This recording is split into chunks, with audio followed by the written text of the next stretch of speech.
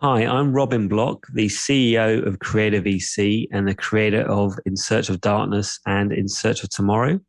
And I'm very delighted to be on The Graveyard Show.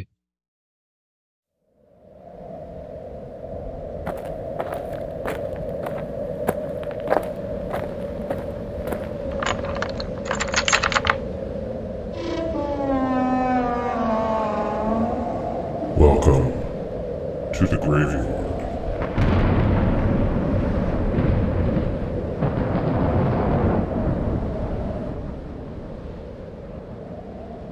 And welcome to another edition of the Graveyard Show podcast. I am your caretaker, and the graveyard is open. Well, if you're a regular listener of the program, you know how much of a fan I am of the In Search of Darkness documentaries.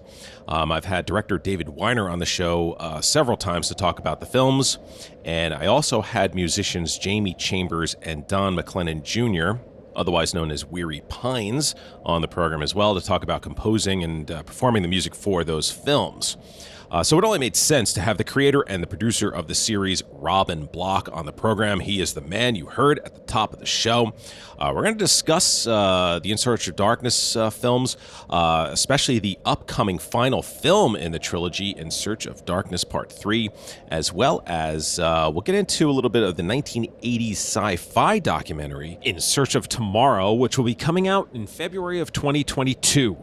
Stay tuned after the interview. I'm going to tell you how you can reserve a copy of In Search of Darkness 3, as well as all the different crowdfunding tier levels for all the backers of the film. And I'll also get into the perks you'll get with each one of those tiers. Now, what's important about this crowdfunding is that if you are interested and you're listening to this as the podcast is being dropped, you need to jump on it now, because as of midnight Halloween, the offer will go away. So if you're listening to this in November and December, more than likely you've missed out on this offer. So if you're listening to it in October, definitely jump on this if you are interested. And again, I'll get into that on the other side of the interview, what you will get at the different pay level tiers. Very quickly, if you'd like to follow the show on Slasher, you can do so at Graveyard Show Podcast is the handle. At Graveyard Show Podcast is how you can follow this show on the Slasher app. And, if you're just like to do it the old-fashioned way and you would like to send emails, you can do that here too. gyspodcast@gmail.com. gyspodcast@gmail.com is how you can email the show. Send me your thoughts, comments, and if you're part of the horror community, even if you're following the show on Slasher and you have something to promote, please don't hesitate to reach out as well. Later in the show, I'm going to give you some information regarding the latest GYS Classic podcast upload and what you can expect down the road for future uploads. And I'm also going to talk about some details regarding the final show of the year. Yes, already looking ahead to the final show of the year. I have some details and what you can expect for that as well. It's going to be different from what I've done previously. But again, I'll get into that later in the program, because as you hear in the background, a new grave is being added. And when that happens, my guest is here, and it's time for me to get to work.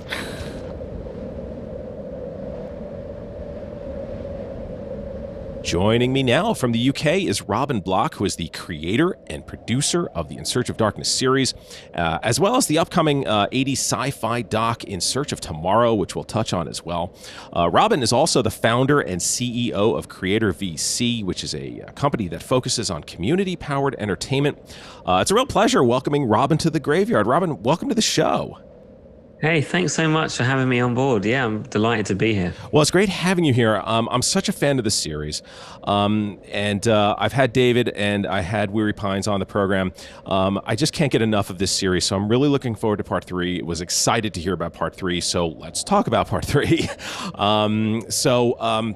The first In Search of Darkness film sort of laid out the foundation for 80s horror. Part 2 comes out and it starts discussing more films outside of the United States, more international films. So talk about what this third edition is going to be about. Yeah, well, I've got to say, a third edition was never planned, nor was a direct sequel. But the response to In Search of Darkness Part 2 was phenomenal. It was a very, very successful project. And, I think David Weiner, our director, did a phenomenal job on that.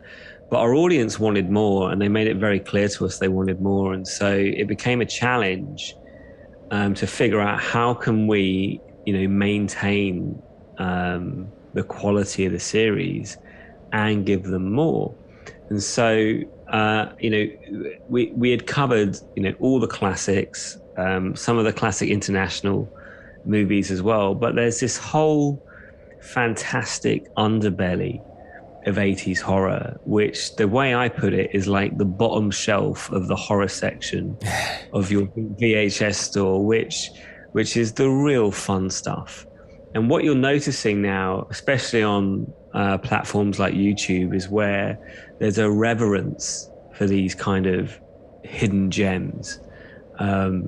And they're being looked upon in a new light. And this is the really kind of batshit crazy stuff. Straight to video, where you didn't have, it was no rules. And, the experience of when your selection was based on either word of mouth or how insane the cover art was. And I love that. And I have very, very fond memories of going to the video store with my mum and picking up movies that just had the most insane covers. And now you look back on that with real nostalgia, but you also see how much creativity and talent went into positioning those movies. And also there was no rules in them. So the filmmakers had a lot more freedom. They were often working with lower budgets. So in a weird way, they had a bit more freedom because there wasn't so much on the line for each of these pictures. And we've built up a considerable audience now, and we know that there's real affection for the underbelly, the hidden treasure of 80s horror. And that's what we want to investigate. That's what we want to elevate. And I really think part 3 is going to be the most fun. Everything about this project so far has been real fun, especially the interaction with our audience. So, I'm just loving it. Speaking of the underbelly of the video store, back in the 80s, and I believe, maybe late 70s, you had the video nasties in the UK. How much did that affect your viewing?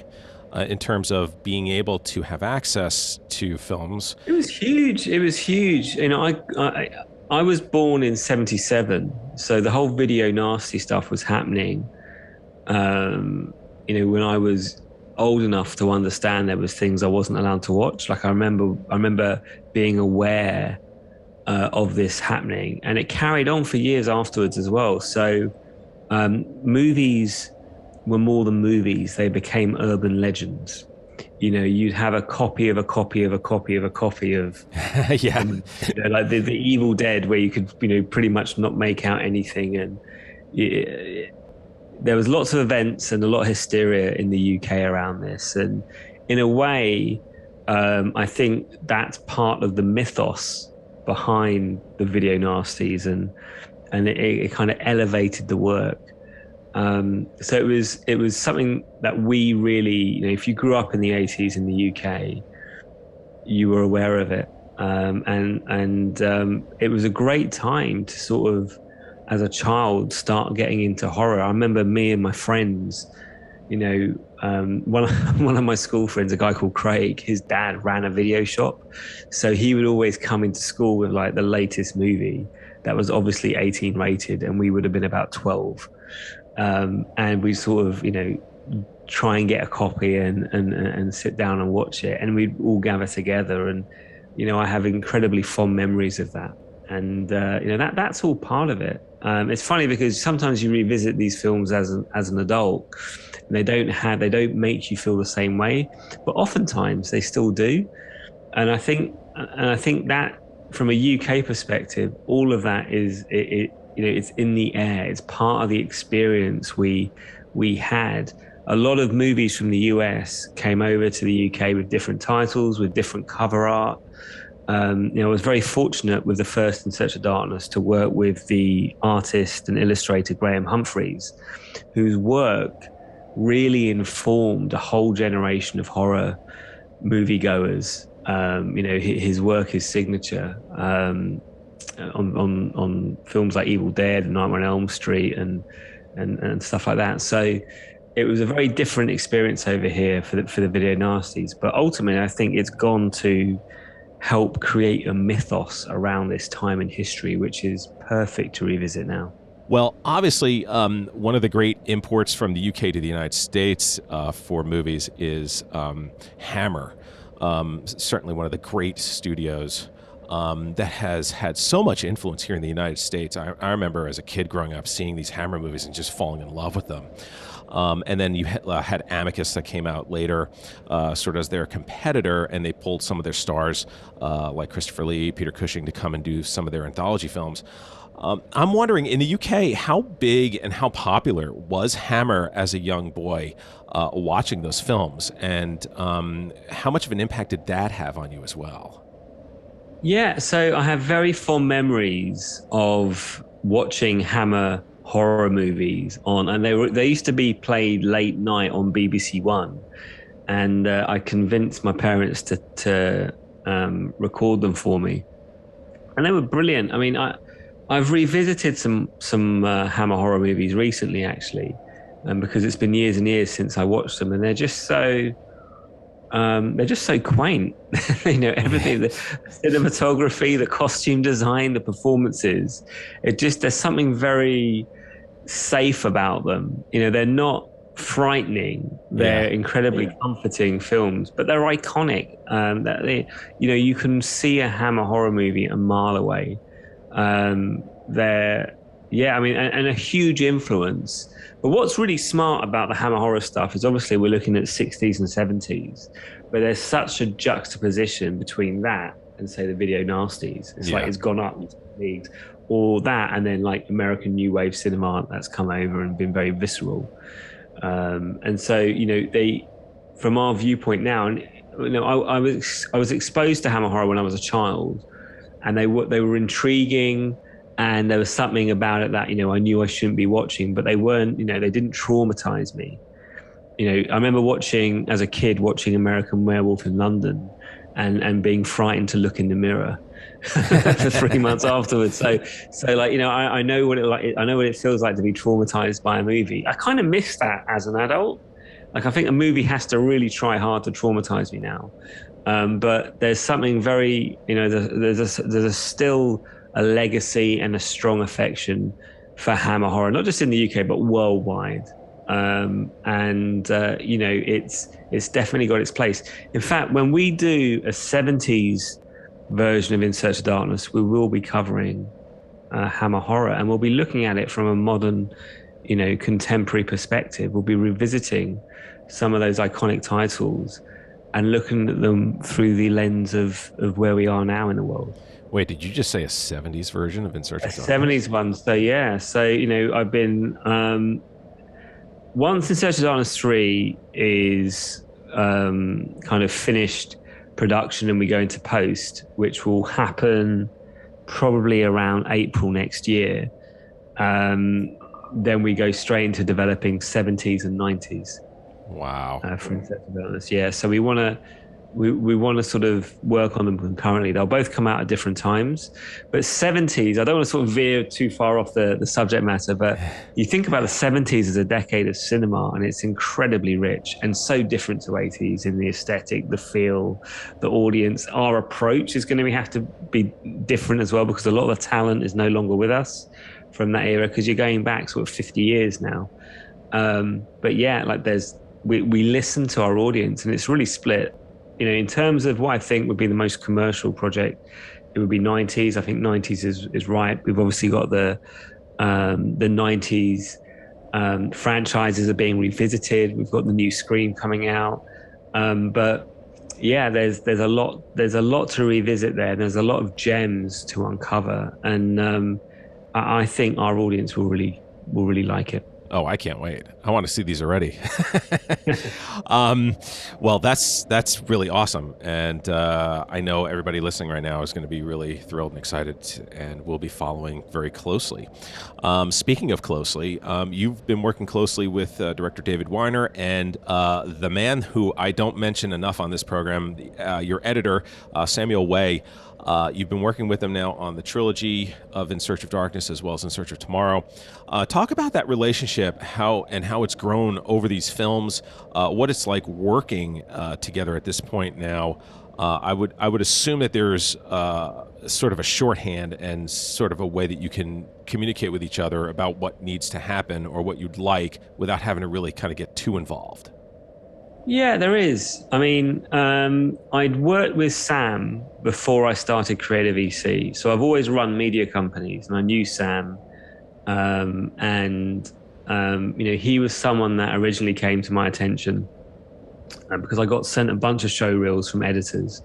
And I liked his because his showed rhythm. He understood timing. And that was always something I really looked for. So we started working together in I think 2016. When I started putting together In Search of Darkness, he was actually the first editor that I went to see, and I said, look, I really want you to work on this with me. David, I'd already done the first Kickstarter for In Search of Darkness, and I didn't have a director.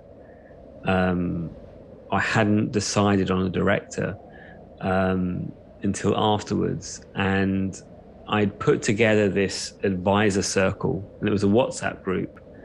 And as you know, I knew In Search of Darkness was going to be, I knew it was going to go somewhere, because I remember editing with my good friend and a guy called Paul Conshake, who does our motion graphics on all our projects.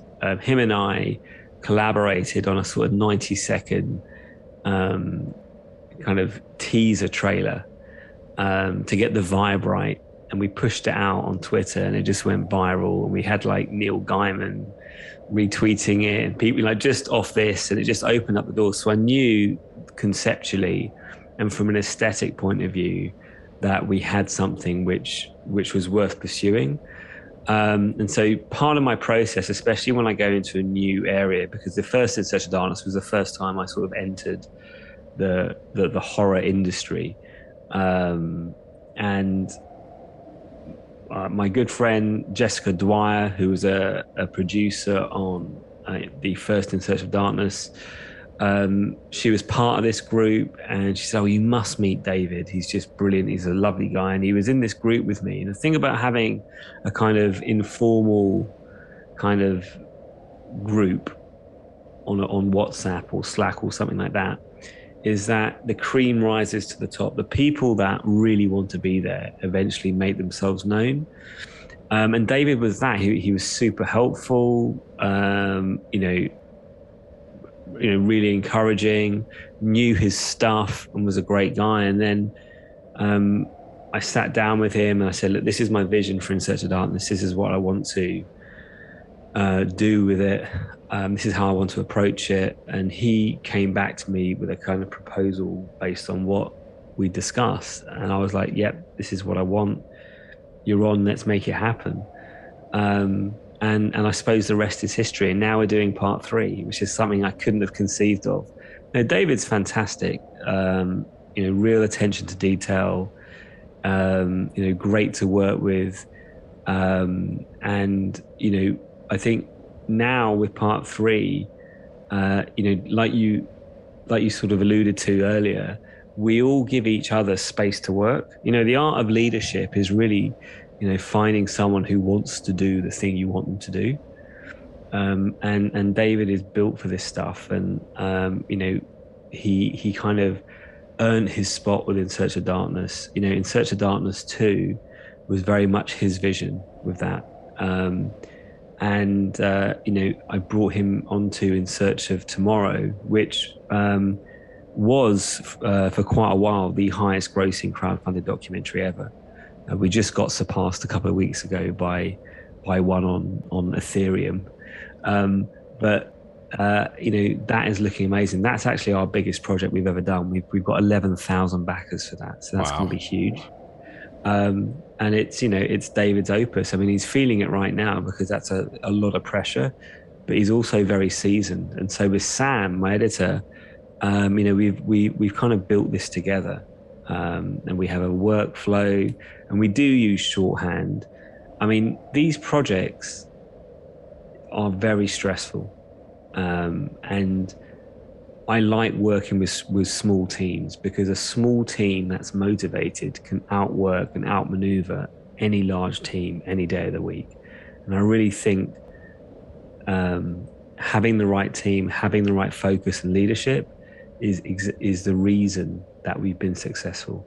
I would agree with that. Forget that. Yeah, I would definitely agree with that. Yeah. It's amazing. Yeah. I mean, because you work so well together, and this is from someone who's just watching the movies, but I could just tell by the production value and the quality of everything as it's coming in.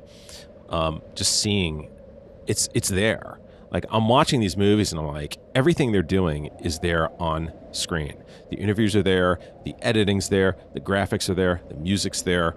It's the content is there, and I think that says a lot about all of you as that small team, because it's true. It's like you're all motivated, you're all great at what you do, and now you're just going ahead and doing it, and it'll come out on the other end. And I'm sure it is stressful, because when I look at these films, I look at it and I go, my gosh, if I'm seeing Robert Englund for 20 minutes on this 4-hour movie, how much interview time did they have with him? 6 hours, 8 hours, 4 hours? That's a 3-hour interview. Wow, man. Right. I mean, David doesn't do short interviews. He's very detailed focused, and there's so much. I mean, we have hundreds and hundreds of hours. I mean, we could go on to part 7.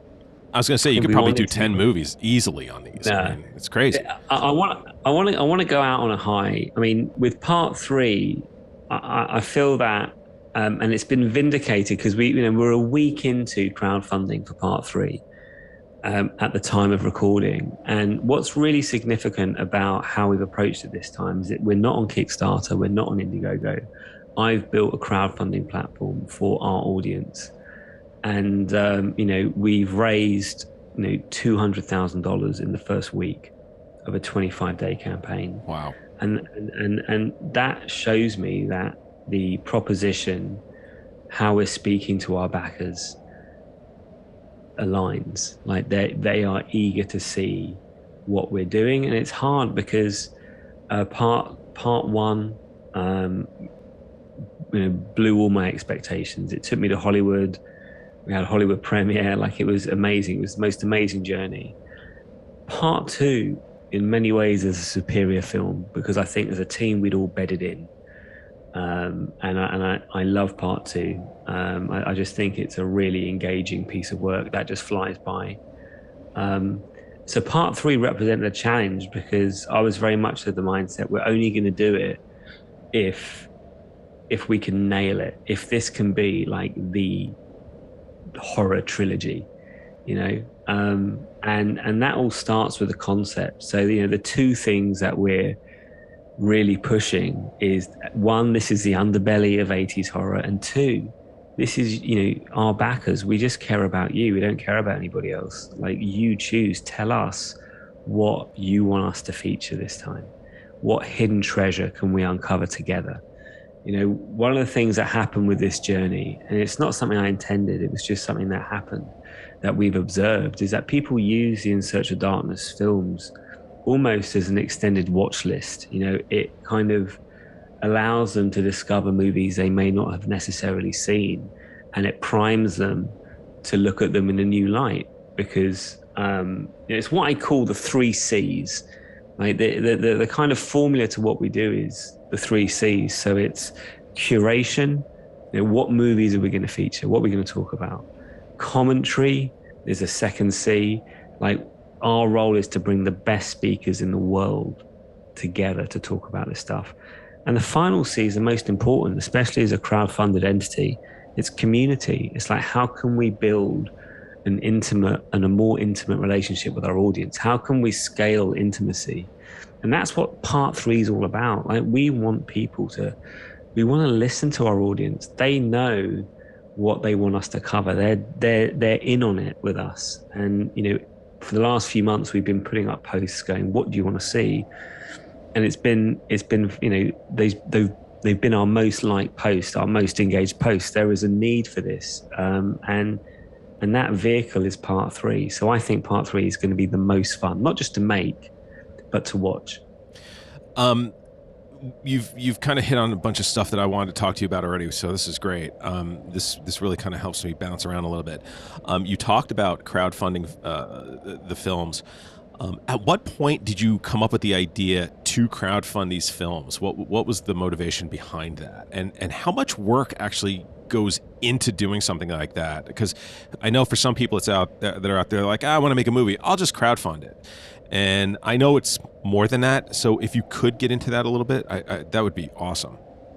I get tapped up for advice all the time, right? And crowdfunding is a full contact sport. You need planning, you need, high capability, execution. Like I'm sitting at my computer desk, I've got 2 massive monitors, and one of them is like my Trello board for In Search of Darkness 3, and the amount of content we're creating, the amount of thinking and strategy and partnerships that have gone into being able to raise the kind of money we're raising to make this stuff happen. It's complex.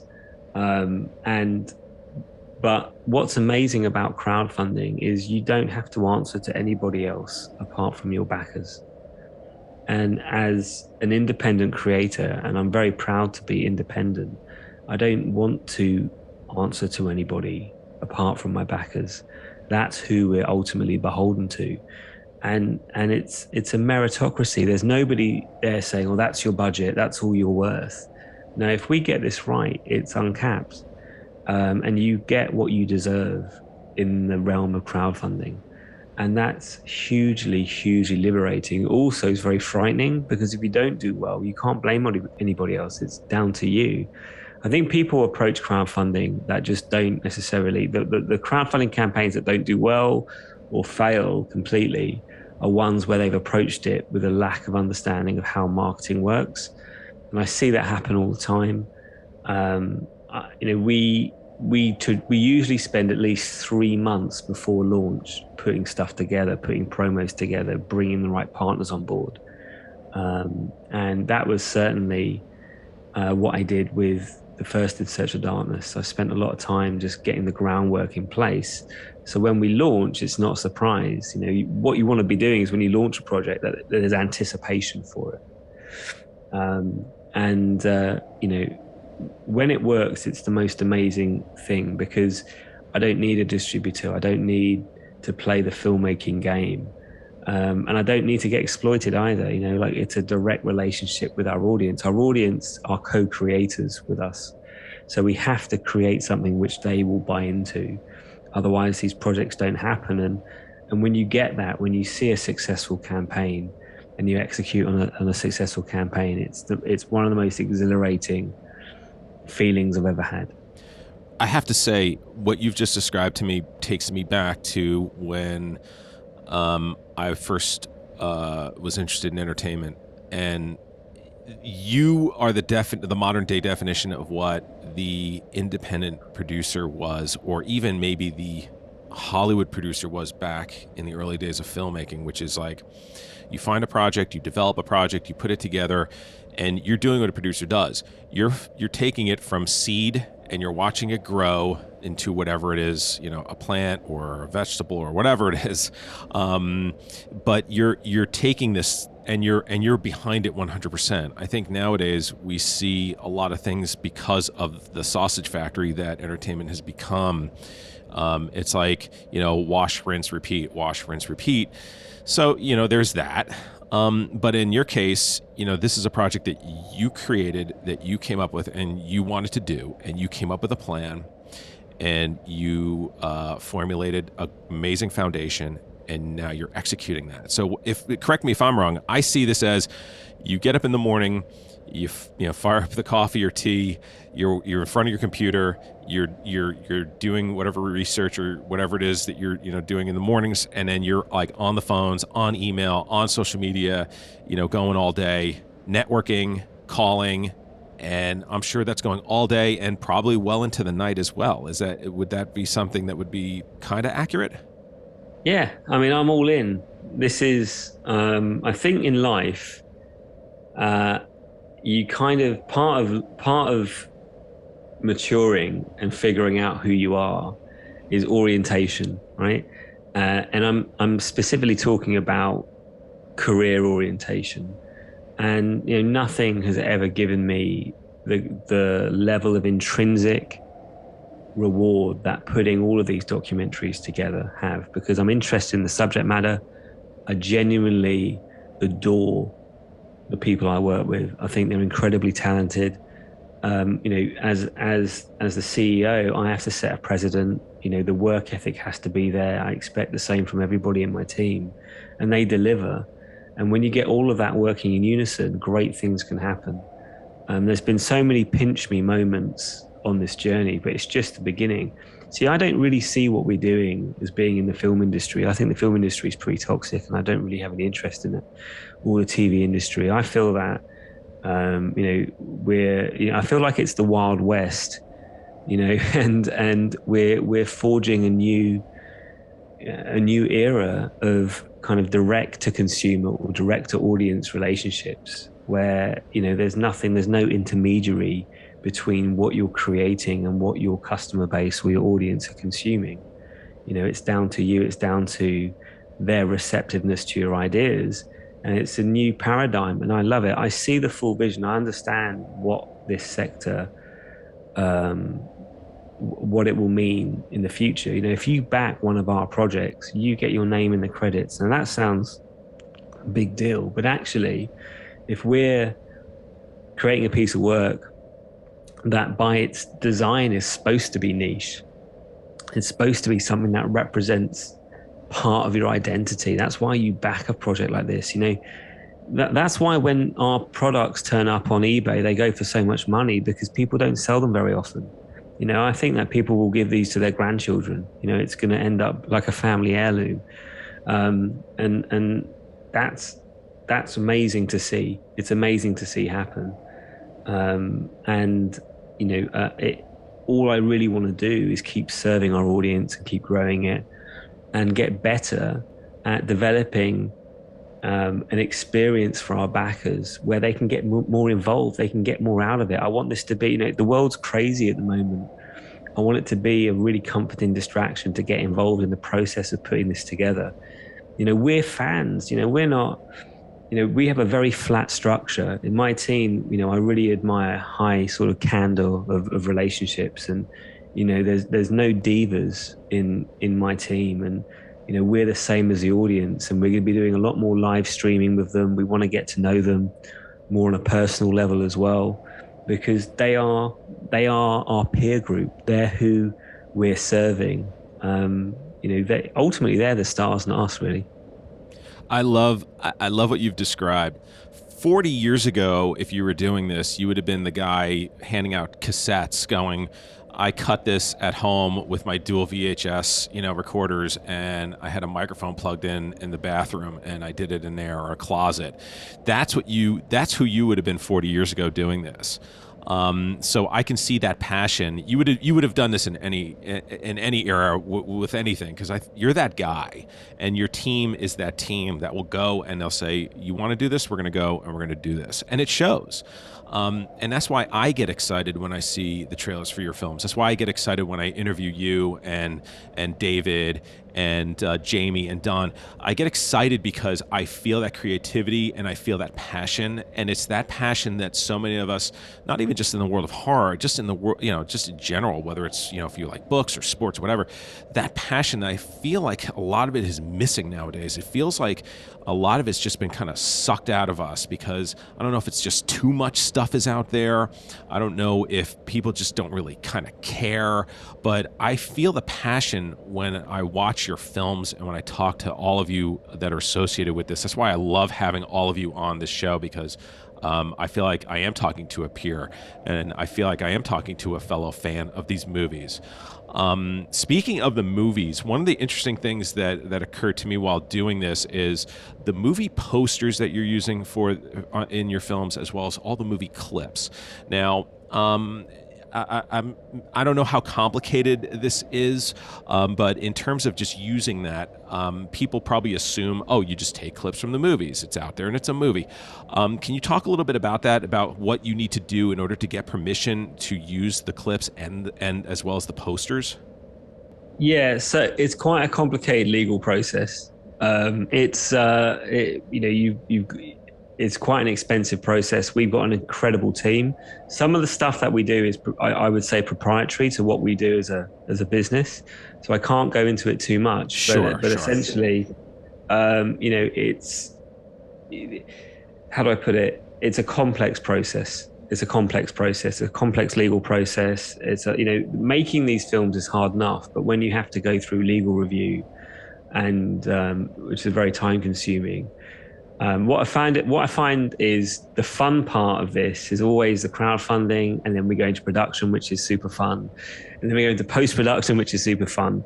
But there's this sort of chasm between the end of post-production and when we actually begin manufacturing, and that's the most unfun part of my job. But it's also the part of my job which is the most important, and it's the sort of legal process that goes in that does take weeks to sort out. But we've got a world-class team.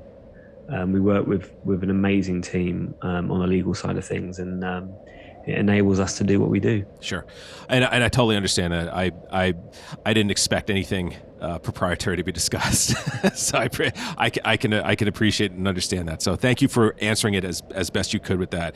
I just wanted people out there to understand that it's not just as simple as, oh, we'll just pull clips from this movie and that movie. Because yes, I wish it was. So I love having entrepreneurs on the program, like Ben Scrivens, who I know you know from Fright Rags, as well as another entrepreneur, Damon Della Greca, who created the slasher horror app.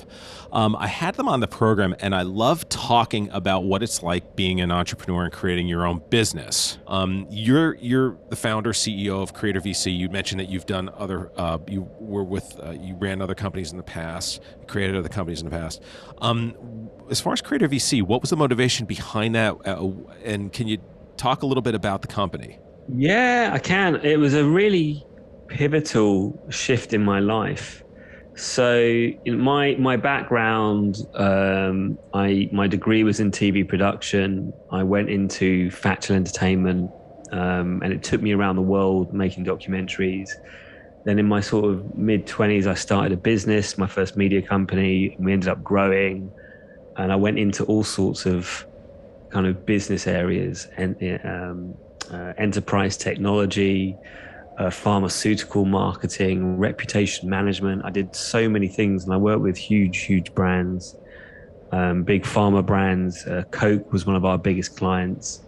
And I got to my sort of mid-30s, and I was just burnt out. The work I was doing had no heart. Even when we wanted it to have a heart, the process of making it meant that the heart eventually got taken out. It was very process driven. When you're creating sort of marketing and in videos for very precise reasons. And I got to this point in my life where I just wanted to work on something that I cared about. And at the time, I was running a business which is so far removed from what I'm doing now. It's actually funny, but I was working in technology, and I had a video channel, which was like YouTube, but it wasn't YouTube. It was its own network, and we used video as a way to build relationships with kind of C-level executives across Europe. I just sort of when I was running that, I was learning a lot about business, but I was just disenchanted with what I was doing, because at my core, I'm a creative person. I'm emotional. I want an outlet to be emotional, and you can't really do that if you're talking about servers and databases, I suppose. So at the time, I was getting really into YouTube, and I was discovering all these incredible creators that didn't really have any, didn't have a brief, didn't have anyone telling them, don't do that, don't do this. They could kind of be free with their content. And there's a YouTube creator called Oliver Harper. And I remember it was about 2015 or 16 when I discovered Oliver's work. And it was like a light bulb went off in my head. And he had created the most wonderful, affection-filled retrospectives on all my favorite 80s and 90s movies. And I used to have friends over on a Sunday and we watch a movie, and I used to play Ollie's retrospectives afterwards. So eventually Ollie joined Patreon, and as soon as Ollie joined Patreon, I signed up, and I ended up building a relationship with him. And that coincided with me exiting that last business and thinking, scratching my head, what do I do now? And I just caught up with him in London. He came down to see me, and I said, look, I've got all this business experience. You're doing this channel. I'd love to help. I love it. I don't want anything for it. I just want to have a hobby that I'm into, because I want to reconnect with something I care about. And that was the start of all of this. So I have to give Oliver Harper full credit, because without him, and the YouTube channel is called and it was at the Comic-Con in Birmingham. I was looking around going, Ollie, there's no real business opportunities for your channel here. Like, I'm just looking around. And I said, you know what we should do? I think you had about 100,000 subscribers at the time. I said, you know what? We should make a documentary and we should crowdfund it. And I said to him, if you do this, I will set up, I'll do all the business side. I'll run the whole thing. Just tell me what you want to do, and we'll work with your audience to sort of fundraise it using crowdfunding. So Ollie was like, well, I'm really into 80s action movies. Let's do one on 80s action movies. So the next thing I know, we've all got together, and he was living in Cambridge at the time. I took the train up to Cambridge, and we're sitting down, and I came up with the name In Search of the Last Action Heroes. And that was, the rest is history. That was our first project. And it was funny. I got myself a little office in London, and I remember going into this office, and I convinced my wife. I said, sweetheart, I can see something here, right? I don't know what, I can't, but can you just sort of back me? And she was like, look, I haven't seen you this excited about something for ages. So just you've got my blessing, go off and do what you need to do. And I remember the first day of being in the office working on this new project, and I felt brand new. I felt born again. I thought, God, I'm loving this. And it was bloody hard work making that happen. There was lots of challenges all the way through making that happen, but we made it. It's been a really celebrated documentary. It's on Amazon Prime. It's just been released in Germany, actually, in New Zealand as well this year, which has brought a new audience to it. But it was when I was working on that I decided, actually, this is for me. I love this. And so that's when I kind of went out on my own and started work on In Search of Darkness. I still have the notebook where I started sketching who I wanted in it and the kind of aesthetic. And, and it was the 14th of July, 2018 when I came up with the idea, and I was like, that's what I'm going to do next. And the first person I called was Ben Scrivens. That's amazing. Wow. And it all comes full circle. Yeah. This is great. This has been incredible, Robin. I really can't thank you enough for joining me here. It is projected to come out when? Okay, so it's going to be ready in October. And we, on our website, on 80shorrordoc.com, we're saying December 2022. And we're saying December 2022 because that's when people will get their items shipped. So there's a whole package. There's 3 amazing posters, an amazing pin. There's a membership card because there's going to be a whole schedule of activities for backers. And the big thing with this is backers are going to kind of help us decide what movies to feature. That's all going to kick off in November. So this campaign ends midnight Halloween. And this is a world first. No one's ever done it this way before. I'm excited because sometimes you put stuff out there and it doesn't land, but this has landed. and I can't wait to execute on it. That's great. And then In Search of Tomorrow is scheduled to come out February. So that we're going to have the premiere in February. I can't give a date out yet, but we've decided it's going to probably be towards the end of February in Hollywood. And then we've told everyone, all our 11,000 backers, that we're shipping in April 2022, because it takes 6 to 8 weeks to get all the merchandise ready, because it all needs to be created.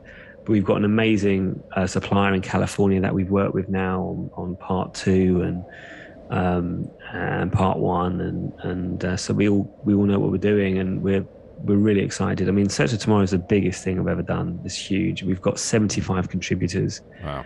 It's been a challenge getting it down to 4.5 hours.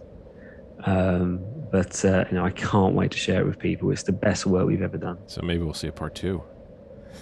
Who knows? if that's what the people want, that's what we've got to do, right? That's what I want. Yeah. Well, definitely then. Okay. So, but it's been a pleasure coming on. I could talk about this all day. I'm really, I think in life it's very important to find something that you genuinely love. I work all the time. I'm always on, but it's given for me, and I would extend this to the team. It's given us huge intrinsic rewards. Like, I don't know if you've ever felt like this in your life, when you know you're doing the thing you're supposed to be doing. That's how I feel. That's awesome. I have my good days and my bad days, like anyone running any kind of business or any kind of job has. But I'm very, very grateful to be doing what I'm doing, and I really do believe it's just the beginning. Well, we're grateful to you and your team for putting together such amazing films. They're awesome. People love them. Can't wait to see these new ones as they come out. Robin Block, he is the creator and producer of the In Search of Darkness films, In Search of Tomorrow, In Search of the Last Action Hero. Robin, cannot wait to have you back on again down the road. Thank you so much for joining me here inside the Graveyard. Yeah, pleasure. Thanks so much for having me, and thanks for the great questions as well. And as I put this interview to rest, I would like to again thank Robin for joining me on the program. It was great having him here. It was really nice meeting him. Now, having met him and having had David Weiner and the guys from Weary Pines on the program, I could see why they work so well together. Really nice group of guys, and knowledgeable and passionate about what they do. So cannot wait to see what they put together for us for In Search of Darkness Part 3, and of course In Search of Tomorrow, coming out in February of 22. I have to apologize to Robin, because on his last answer, there was a bit of a technical glitch on my part, so I tried to edit it as best I could. I didn't want to cut it out or anything. It's such a great response about how he created the company. So I wanted to keep it in. So if it didn't seem cohesive, that's on me. I just worked with what I had. So apologies to Robin for that. But I didn't want to lose it, because I thought it was really important stuff. Okay, so in the meantime, let's talk about In Search of Darkness 3. So again, you have the crowdfunding offer, which ends at midnight on Halloween. Okay, so if you're listening to this in November, you can still go to the website, check it out, but more than likely you probably missed out on it. But again, still go to the website, and here's the website. It's I know this in my sleep. It's 80shorrordoc.com, because I've said it enough on this program previously. 80shorrordoc.com. That's 80shorrordoc.com. 80shorrordoc.com. So you go there, and what do you find? Well, let's take a look. So as of right now, there are over 2,500 backers who have already joined this crowdfunding campaign. So here we go. Let's talk about what you get. I'm scrolling through it right now. So with In Search of Darkness 3, and as Robin mentioned, it is coming out in December of 22. So here it is. For the first time ever, they're offering backers the unique opportunity to get involved in the production of the film. You can choose the movies. So I'm reading off their website. Which films and topics do you want to see covered in Part 3? They're going to be surveying the backers to find out exactly what films you want to see, and then they're going to use that to create the film. They're going to do quarterly live Q&As. You can join the production team for quarterly Q&As. They're going to answer questions, provide insights into the production, and deliver first glimpses of the documentary itself. You can submit interview questions, so you can submit questions, and they're offering backers the opportunity to submit interview questions before they film any new interviews. Exclusive Backers Movie Club. Every month, you can watch a movie, then meet together on Zoom to discuss a movie together in a moderated discussion. Then you also have Unearthed Forgotten Gems. You can discover lesser-known horror classics that you might have missed. And then there's the In Search of Darkness membership card. Display your membership card of this select group of horror superfans with pride. With our membership card, we'll be using this card as a gateway to access exclusive future content and deals with selected partners. Very cool. Okay, let's go through the perks. All prices are in US dollars. The standard is for $69.99. You will get the Blu-ray with the slipcase. You will get 3 posters, the enamel pin. You will get your name, or in my case, the Graveyard Show podcast I have on there. That will appear in the credits, but you will get your name, or you can select what name you'd like to put in the credits. You'll get the membership card, which I just described. You'll get the digital copy of the film and a digital copy of the soundtrack. And if you want to add the Blu-rays for Part 1 and or Part 2, you can certainly do that at checkout as well. Okay, moving on. The standard tier for $74.99. You'll get a DVD with the slipcase, and you'll get the rest. Posters, pin, name and credits, membership card, digital copy of the film, and digital copy of the soundtrack. Next, there's a trilogy bundle for $119.99. You will get the full trilogy, Part 1, Part 2, Part 3 on Blu-ray. Plus, you'll get the special 3-disc trilogy slipcover. The bundle also includes the posters, the pin, name and credits, membership card, digital copy of the film, and digital soundtrack. Associate producer for $1,200. You will get your name in the credits as an associate producer. You will also be included on IMDb as associate producer, and you will get top supporter title on Discord. You'll also get top backer Discord channel, and then all of the physical and digital rewards that come in the standard package. Producer tier for $3,000. Same thing. Producer credit on IMDb, on the poster, and you will get producer credit in the credits. Top backer Discord channel, and then again, all the physical and digital rewards in the standard tier. And last but not least, for the executive producer tier for $6,000 US, same thing. Executive producer credit on IMDb, in the movie, on the poster, etc., etc., and you get all the other stuff that I just described. So there you go.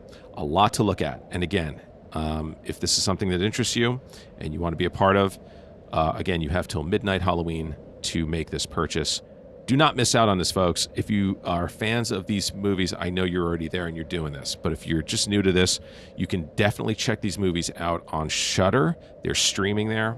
Watch them and see for yourself. And you can also go back and you can find all the interviews that I did with David Weiner and with Weary Pines on the Graveyard Show podcast. They're here. They're available. And again, if you're just finding this, go check those out. There's some great stuff on there, and it's a lot of fun hearing those guys talk about the process of putting together this awesome series. So there you have it. 80shorrordoc.com. 80shorrordoc.com is where you can go. Go there, buy it. You will not be disappointed. Okay, so there you go. So regarding the Graveyard Show podcast, as I mentioned at the top of the program, I'm already looking ahead at the final show of the year because, well, we're very close to it. So previous years, what I've done is normally in December, I don't do any original interviews because people are basically on vacation. And to be quite honest, I like to take a break as well. So enjoy the holidays. So I usually, in the past, I've put together a best of podcast, and that worked fine for those times, and it was fine. It was good. But I thought this year I would change it up and do something different. So coming up in December, I'm going to have the final show of the year called Voices from the Grave. This is all original stuff you have not heard this year on any of the podcasts. These are outtakes from interviews that I've done this year. For example, like today, Robin Block had a great story about when he met Ben Scrivens, who was my previous guest, owner of Fright Rex, when he went to the Fright Rex facility. And I didn't include that on this because I'm saving that for the final show of the year. So I thought it would just be fun just to put together a best of, but with stuff that hasn't been heard yet. So I will have outtakes from my interview with Robin, as I just mentioned. I have an outtake from my interview with David Weiner that I did earlier this year. I have some other material as well from other guests that were on the program. So that will be in December. It'll be the Graveyard Show podcast, Voices from the Grave. And as I did last year, I will throw my stupidity on there with outtakes of me being a moron by myself recording the program. Because I know how popular that is. Okay, so Voices from the Grave coming soon in December. Be there or be square. All right. Regarding the GYS Classic uploads, I just uploaded GYS Classic number 4, which was my interview with Professor of Film Studies from Seton Hall University and film critic Christopher Sharrett. On that interview from 2009, we talked about the subject of the other in horror movies and how the other relates to us. Chris's podcasts were always very popular back in the day on my first run from 2009 and 10. So it wasn't surprising to see that they were popular when I uploaded this one just the other week. So I know you guys like to gobble up this stuff, and I'm really happy to see that. So much so that when I upload GYS Classic number 5, it will be Professor Sharrett's second appearance on the program, where we will talk about the subject of the couple in horror movies. And we're going to talk about movies like the original Dracula, the original Frankenstein and Bride of Frankenstein, Nosferatu. We're even going to get into scanners and what the scanners represent in those films as well. So that'll be coming up in November. And then after that, my next GYS Classic will be my interview with the director of Grace, Paul Soleil. So that will follow as well. You don't need to subscribe to anything separately. If you're subscribed to the Graveyard Show podcast, you will see the GYS Classics appear as they're uploaded. And I'm glad to see that you guys are enjoying it out there. I am very proud of that first run of the show back in 9 and 10, and I'm really happy to share these interviews with you again since they can't be found anywhere. Graveyard Show podcast is available on Apple Podcasts, Stitcher, iHeartRadio, Spotify, and everywhere podcasts exist. And the show is also available on YouTube. Just search for Graveyard Show Podcast. You can also find Catacombs of Horror, which is only available on YouTube on the Graveyard Show Podcast YouTube channel. If you know anyone who's a horror fan, please invite them to enter the graveyard. New listeners and friends are always welcome. In the meantime, my friends, have a great Halloween season. Please be safe. Please be smart. Have a good time. Have fun. It's nice to have life starting to return somewhat back to normal, depending on where you are.